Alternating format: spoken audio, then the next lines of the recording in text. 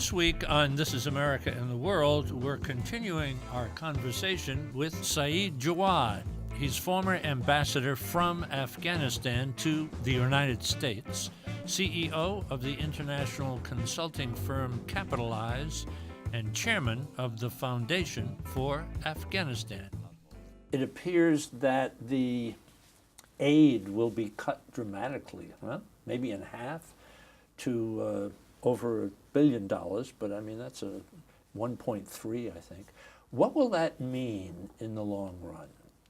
Well, first, there is deep gratitude by the Afghan people for the help being provided. And the reason I'm indicating that, because some of the political statement coming from our capital right now does not necessarily reflect the feeling of many Afghans who truly have benefited tremendously from the opportunity being created in Afghanistan through these assistance.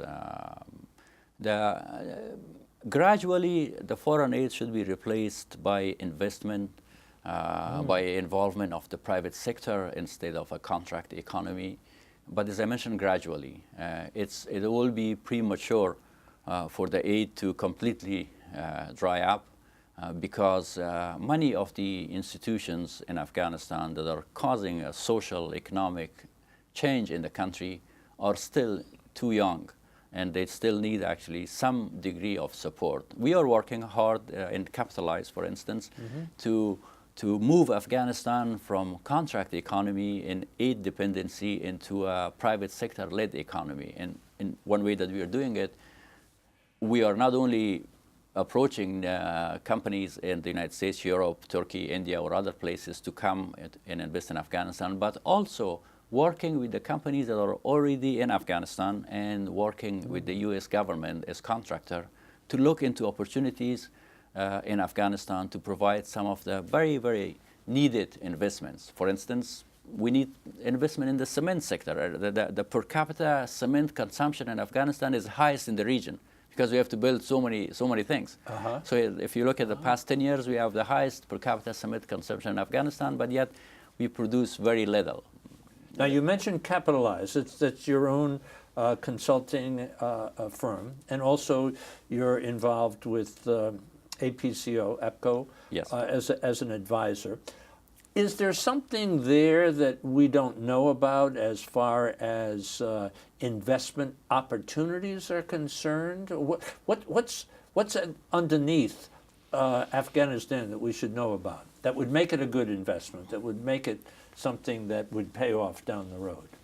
Investment in minerals and mining in Afghanistan, minerals, it's key. The approach that the Afghan government have proposed in the past was to attract investment in very large mines, such as iron ore and copper, which require investment in the billions of dollars.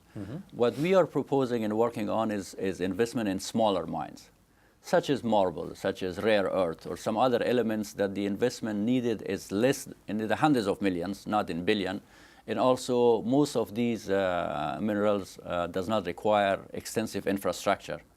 In case of the rare earth, for instance, lithium and others, which are very much in demand all over the world, it could be airlifted from Afghanistan. It's because the volume is so small. Is there any possibility there might be oil there in Afghanistan? Yeah, well, yeah. There has been studies by the U.S. Geological Surveys, by the Russians, and naturally, Afghanistan is an extension of the same terrain as Turkmenistan and Uzbekistan.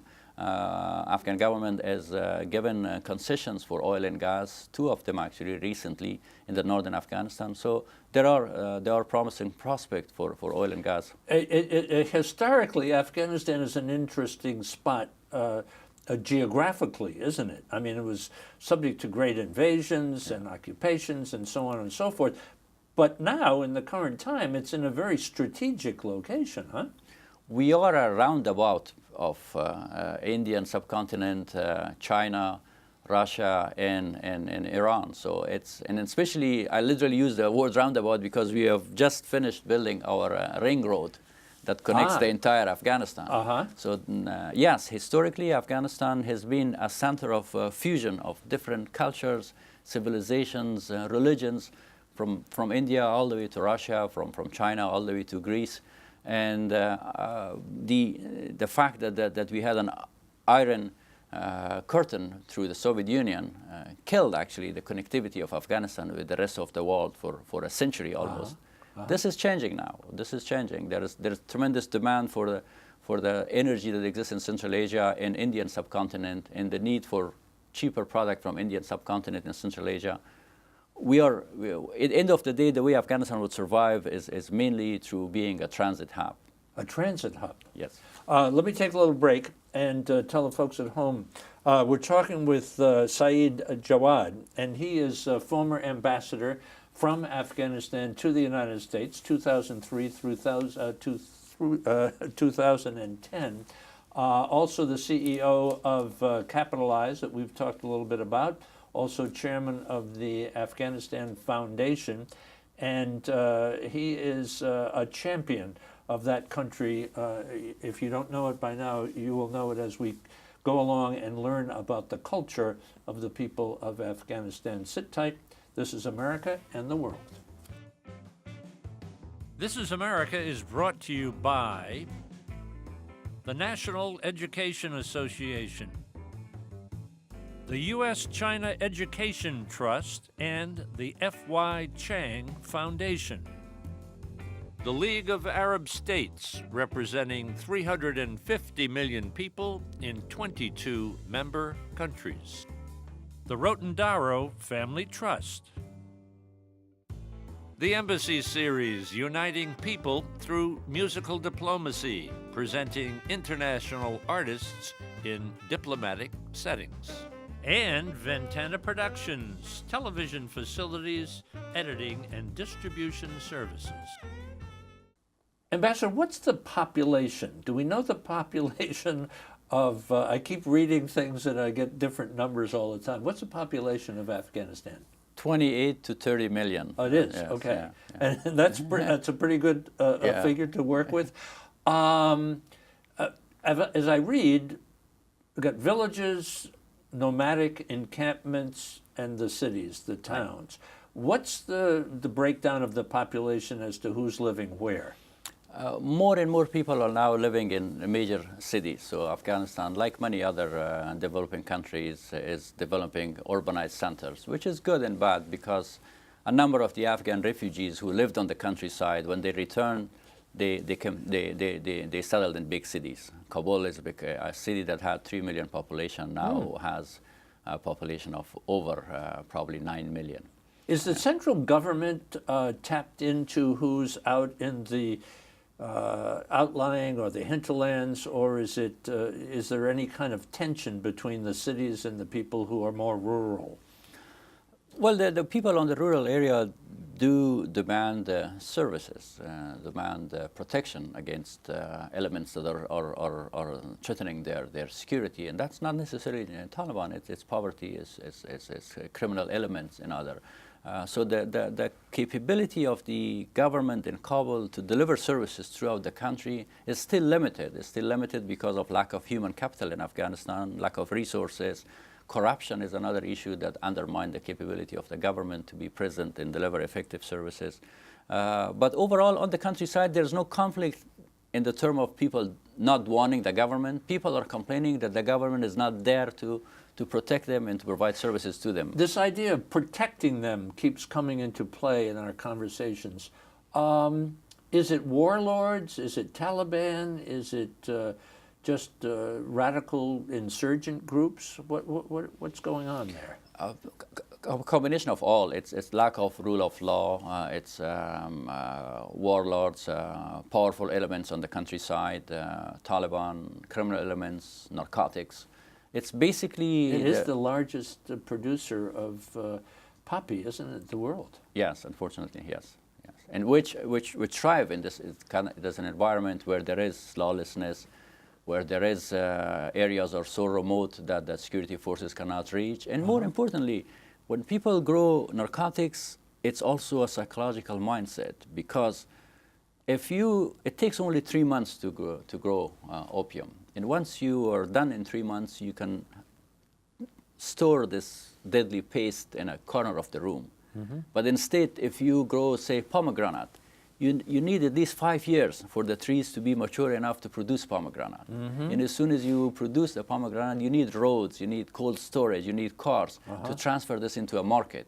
So the fact that people are not certain about their future, first, and second, lack of infrastructure, push people into narcotics because it takes only 3 months to cultivate, and the results is like cash. You don't need a banking system, you don't need a loan system. So all of that are reasons for the farmers to cultivate poppy. I would have to believe that there is an addiction problem there. Unfortunately, yes, it is. On the personal level. And on the countryside, more importantly, in the big cities, we see more and more addiction to hard narcotics, such as opium, particularly in Kabul. And the Taliban has a lot of their money tied up in the opium trade, doesn't it? The poppy trade? Certainly. A kilogram of opium at the farm gate costs $300. So the farmer makes $300 out of 1 kilogram of opium. But by the time this opium reaches the market, say in Karachi or in New York, it's worth in hundreds of thousands. Wow. And this is where the money is. It's in processing and trafficking. And this is where Taliban and other criminal elements are involved. So they make most of the money out of that. And Afghanistan is the largest supplier in the world. It is, unfortunately, yes. Wow. Yeah. Religion and Islam is culturally and politically very important, huh? Can you talk a little bit about that? Afghanistan is a diverse country. We have other It's a way of life, isn't it? It's a way of life. But again, the reason that Islam become an ideology, become a system of governance, is the Soviet invasion. When Soviet invaded in Afghanistan in 1979, United States provided financial assistance to the Afghan resistance. At the same time, to match this assistance, Saudi Arabia provided cash and ideological support to extreme element of Wahhabi sect in Afghanistan. So there was a huge infusion of both money and extremism into the Afghan society in order to enable them to fight communism. And nobody gave actually a thought that what's going to happen to this country if they do defeat the Soviets, because people think that the Soviets not going to be defeated. This is another Poland, this is another Czech Republic, the Russians going to be there. Why did the Russians go in there in the first place? What was their motivation? What was their goal? They always wanted to have access to the warm water of Indian Ocean, and right in 1978, 1979, the Iran Revolution took place, and the Shah lost his power to Khomeini, and there was a confusion in the region. In the United States, with President Carter, was perceived to be undecisive and weak. So Soviet Union used this opportunity to invade Afghanistan, and I think the idea was to continue that march, but then internally Soviet Union actually got into a lot of trouble because of the high expenses of the war in Afghanistan and many other economic issues. And what caused the Soviet Union was there for about 10 years, 10 right? years, yes. And was it the internal fighters that drove them out, and just the Russians gave up? Supported by foreign elements, we have to be honest about that. Supported by Pakistan, by the United States, and Saudi Arabia and other, yes. So Russians really did not get much chance to change the Afghan society through education and other services the way they did in other Central Asian countries. So during the time that they were in Afghanistan, mostly they were fighting. And that put us back a lot, because before the Soviet invasion, during the monarchy in Afghanistan and then the republic, the quality of education in Afghanistan was better than our neighbors. I am a product of a French lycée in Kabul in the 1970s. Everything was taught in French. I went to a law school in Kabul. Our school of law was affiliated with the University of Sorbonne in Paris. We were using almost same textbook as the one in Paris. So it was kind of a regression then, huh? Drastic regression. Drastic. It's a tribal society, is it? Is it the tribes and the ethnic groups, the glue, the solidarity that holds everything together? Is that a fair statement? Yes, well, as Afghanistan is a diverse country geographically. It's been a fusion of different cultures, races, religions. So if you look at the physical feature of the Afghans, they look very differently. Some of us looks more like Chinese, some of us are more looks like people in India and Iranian, because it's been a fusion of different influences, races, cultures. But the diversity of the Afghan culture, the diversity of people in Afghanistan does not necessarily translate into violence. I always talk with my friends, give an example of a very diverse city like New York City, where the diversity is put into a creative channel. Mm-hmm. Then what actually in Afghanistan, what is causing the trouble in Afghanistan is not the diversity. It's lack of vision, lack of clear leadership, mm-hmm. And also excessive use of extreme ideologies. I read someplace that some people are of the opinion that Afghanistan is ungovernable. Is that a... well, you smile at that. I mean, is it... Of course we smile, because Afghans are not different in any way from Does anything have to change for it to be more governable? No, Afghanistan is very much governable. Is an Afghan, is a human being anywhere in the world, as an Afghan, what demand and really deserve is to live in peace, sure. To have access to some basic services. Mm-hmm. When an Afghan woman is giving birth, it should not be the most tragic day of her life, mm-hmm. for dying because of giving birth. It should be a happy occasion. This is not. So what Afghans are demanding and deserving are some really basic services. The nature of the Afghan people is not different from anywhere else.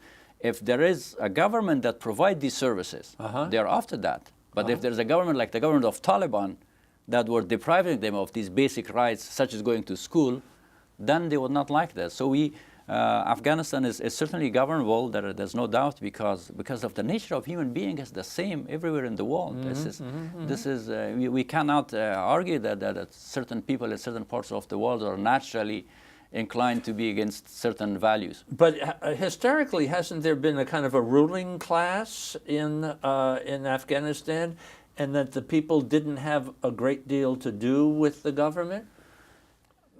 The government was never able actually to be all over the country, but is it hard to move around the country? Yeah, very much. It's incredibly mountainous, yes. But beautiful, I'm sure, at the same time. Yeah, just naturally it's very difficult. We have these valleys that are very difficult to access. We have certain parts of the country that literally close down for the 3 months of the winter. You cannot get there, you cannot access it. So yeah. So that's a problem for the central government. Geography is a big problem. It's not the history, it's the geography that's our trouble. Wow, what an interesting thing to say. Yeah. So some of these outlying villages that the central government, I guess the people in the villages say, give us the services and leave us alone. Yes, right? Exactly, yes. And it's been the other way around usually, that the government will go there to actually cause trouble for them, to recruit their sons to serve as a fighter or serve in the military, or collect taxes without providing the necessary services to them. So there is this...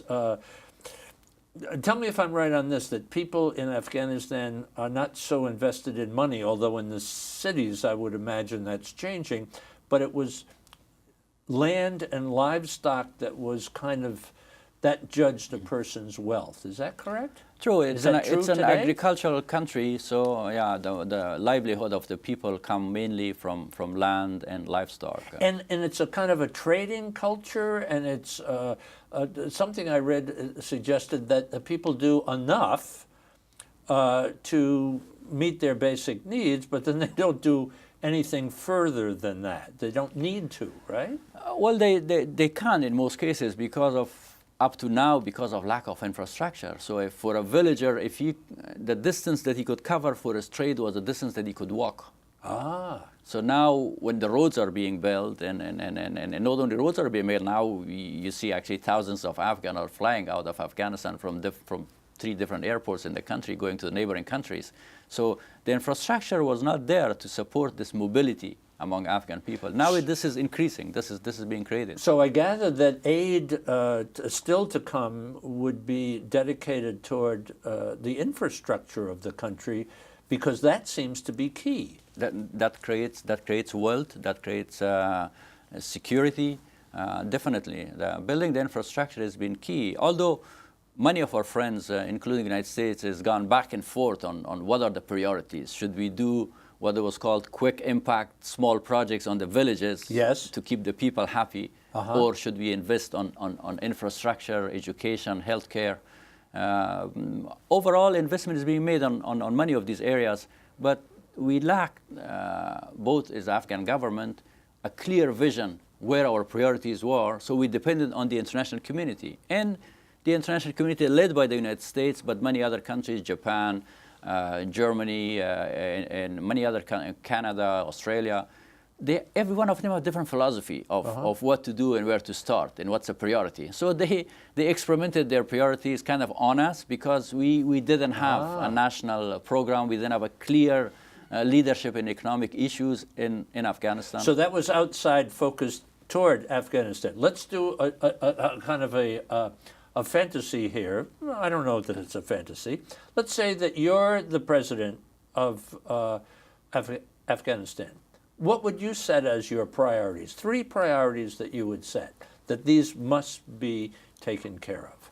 First, large-scale infrastructure project to create jobs. Not necessarily high technology, simple building roads, building dams with relatively small, intensive human capital deployment so we can create jobs. The reason that a lot of people are actually, the Taliban are able to recruit the young people on the villages because these kids does not have anything to do. Yeah, that's always the case, huh? Yeah. Idle hands. Yeah, idle hands. So creating jobs and also enhancing and creating security by using traditional institutions, reaching out to the village elders, reaching out to the community. But the third and most important part is really building the state institution and fighting corruption. Corruption is destroying Afghanistan. How does that show its ugly head, the corruption? Is that a lot of money that we may have invested that didn't go toward the projects that it was designed for? Yes, there was a big infusion of money, some by international donors, some through narcotics, and some of the wealth was also generated naturally in Afghanistan. But what is making corruption lethal in Afghanistan is both the big corruption at the government level, but also small corruption. I'll give you an example. If it's probably normal for a farmer to pay, say, $5 or 5 Afghanis to bring his apples or potatoes to the market in Afghanistan or in India or somewhere else. But the difference in Afghanistan is that farmer that brings his potato to the market, and on the way the Afghan government officials or police shake him down and ask for a bribe of 10 Afghanis. When he goes back to his village, the Taliban will tell him that, didn't we tell you that this government is corrupt? Didn't we tell you that the international community is part of that? And the answer is now you wear the suicide belt. So corruption is becoming a tool for the terrorists to recruit people by giving them examples. That's why the threat, the danger of the corruption in Afghanistan is a lot more lethal than some other countries in the neighborhood. And again, it plays a larger role. It plays a larger role Huge role. And become a lot more destructive. We have an election coming up just a few weeks. And President Karzai will step down, but there might be a second round. You have to get 50% or more. Correct. There are a number of candidates running right now. What do you see? How do you see that playing out? Not specifically with who's going to win or not, but how important is this election to Afghanistan? The elections are key to show that what is being established in Afghanistan as far as political institutions, that they are sustainable, that they are resilient enough to survive even a U.S. departure from Afghanistan or a lesser degree of involvement. So this election is key for the future of Afghanistan. We have some good candidates. A number of the candidates represent a good picture of the Afghan society, from some extremist elements, some individuals who are involved in the past in Afghanistan to some more enlightened, more West educated. In a word, your biggest hope, your biggest fear? My biggest hope is the new generation of Afghan that are being emerged. When I engage with them, I see a new Afghanistan that's taking shape. Greatest fear? Greatest fear is that United States and the international community still remain undecisive and uncertain about what to do in Afghanistan. And that undecisiveness, that uncertainty is really killing the Afghan people. Mr. Ambassador, Thank you. so good to be with you. Thank you for the education. Thank you. My pleasure. Thank It's been you. always a pleasure being with you. Thank you. Thank you. Thank you. For information about my new book, The Chance of a Lifetime, and online video for all This Is America programs, visit our website, thisisamerica.net. And now you can follow us on Facebook and Twitter. This Is America is brought to you by the National Education Association, the U.S.-China Education Trust, and the F.Y. Chang Foundation. The League of Arab States, representing 350 million people in 22 member countries. The Rotendaro Family Trust. The Embassy Series, uniting people through musical diplomacy, presenting international artists in diplomatic settings. And Ventana Productions, television facilities, editing and distribution services.